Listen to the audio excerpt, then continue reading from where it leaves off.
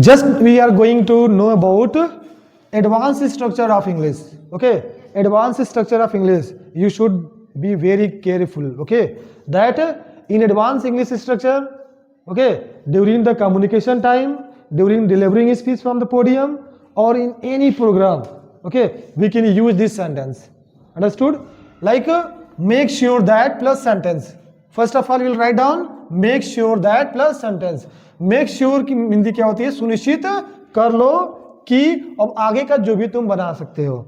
जैसे मैं कहूं सुनिश्चित कर लो कि तुम्हारा भाई एक क्रिमिनल है, एक अपराधी है. मतलब सुनिश्चित कर लेना का मतलब क्या? पता कर लो, है ना. सुनिश्चित कर लो, श्योर हो जाओ कि तुम्हारा भाई है कि नहीं है. ठीक है, तो हम लोग कह सकते हैं कि मेक श्योर दैट तुम्हारा भाई.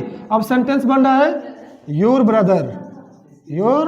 Brother is criminal. Okay, your brother is criminal. सुनिश्चित कर लो कि तुम्हारा भाई क्या है? एक अपराधी है.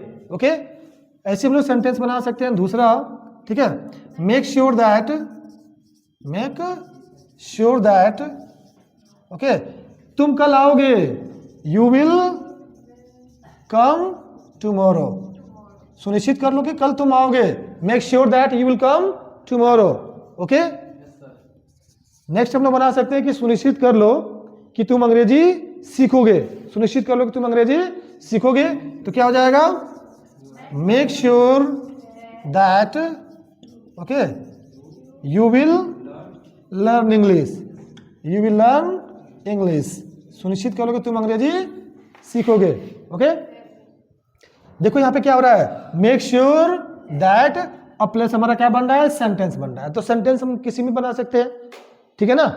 सुनिश्चित कर लो कि वे लोग आ रहे हैं. सुनिश्चित कर लो वे लोग आ रहे हैं. तो क्या हो जाएगा? मेक श्योर दैट वे लोग आ रहे हैं. They are coming. Okay, they are coming, वे लोग आ रहे हैं. अगर सुनिश्चित कर लो कि वे लोग मेरे घर आ रहे हैं तो हम लोग बोलेंगे make sure that they are coming. Okay, हमारे घर आ रहे हैं तो एट आवर होम हो जाएगा. बस इसमें क्या कर लेंगे? एट आवर होम हो जाएगा, हमारे के लिए. ठीक है ना. किसके लिए? हमारे के लिए. ठीक है. सुनिश्चित कर लो कि तुम एक शिक्षक हो. सुनिश्चित कर लो पहले. कभी कह रहे हो कि मैं डॉक्टर हूं, कभी कह रहे हो इंजीनियर हूं, कभी कह रहे हो मैं एक टीचर हूं. तो पहले सुनिश्चित कर लो कि तुम एक टीचर हो. तो क्या हो जाएगा? Make sure that you are a teacher. Okay, हाँ. सुनिश्चित कर लो कि वह तुम्हारा भाई नहीं है. Make sure that he is not your brother. सुनिश्चित कर लो कि वो साइंस के टीचर है. Make sure that he is the teacher of science. सुनिश्चित कर लो कि वह अंग्रेजी के शिक्षक हैं. Make sure that he is the teacher of English. सुनिश्चित कर लो कि ये वीवो का फोन है. Make sure that this is Vivo phone. This phone is Vivo. Okay, this phone is Vivo. ये फोन क्या है? वीवो है. सुनिश्चित कर लो. सुनिश्चित कर लो कि यह वही घर है. This is the home. बस क्या करना है? यहां पे क्या कर देना है?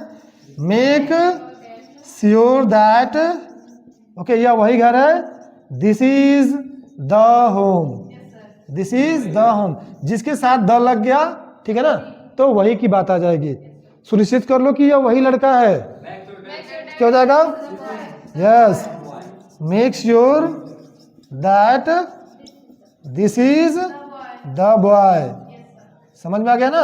अब द बॉय का मतलब क्या हुआ कि इस लड़के के बारे में तुम जानते हो या मिले हो इससे कभी, है ना. जैसे मैंने बताया था एक बार कि दिस इज ए बॉय और दिस इज द बॉय में अंतर बताया था. दिस इज ए बॉय मतलब यह एक लड़का है या कोई लड़का है, और दिस इज द बॉय मतलब यह वही लड़का है. तो जहां पे द लग गया वहां पे कंफर्मेशन पक्का हो गया कि इस लड़के से मैं कभी मिला हूं, ये तो वही लड़का है, इसको मैंने देखा हुआ है.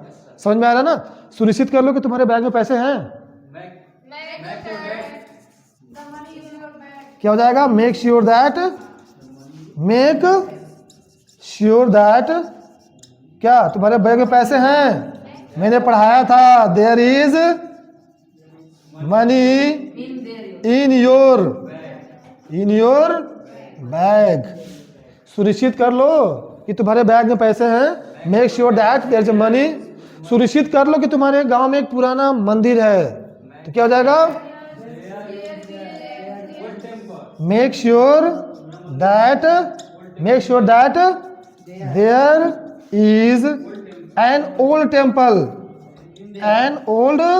टेम्पल तुम्हारे गांव में इन योर विलेज। ओके, सुनिश्चित कर लो कि ABCD में 26 लेटर होते हैं। Make sure that there are 26 letters in English alphabet. Make sure that there are 26 letters in English alphabet. सुनिश्चित कर लो कि वावेल 5 होते हैं। अभी तुम 5 बता रहे हो, कोई 6 बता रहे हो, तो सुनिश्चित कर लो कि वावेल 5 होते हैं। Make sure that there are 5 vowels. ठीक है ना? सुनिश्चित कर लो कि यह पानी गर्म है। मेक श्योर दैट ओके यह पानी गर्म है। This water is hot. Okay, this is hot water. Okay, this is hot water. The water is hot. Okay, तो मेक श्योर ये एडवांस इंग्लिश की स्ट्रक्चर है। इसमें किसी कोई प्रॉब्लम? हाँ, मैंने यहाँ पे इंग्लिश में ही लिखा है और हिंदी में भी एक्सप्लेन किया है। तुम लोग जब इसको बनाओगे, यूज करोगे, तो सबसे पहले हिंदी लिखना है, उसके बाद उसको इंग्लिश में कन्वर्ट करोगे। ये सेंटेंस हमारा किसी में भी जा सकता है, फ्यूचर में भी जा सकता है, हाँ, टेंस में जा सकता है, कॉन्टिन्यूअस में जा सकता है, यानी किसी में भी हम लोग यूज कर सकते हैं। ओके, समझ में आ रहा ना? और कोशिश ये करो क्लास में, try to speak in English, not in Hindi. Understood? Okay, do you have any problem?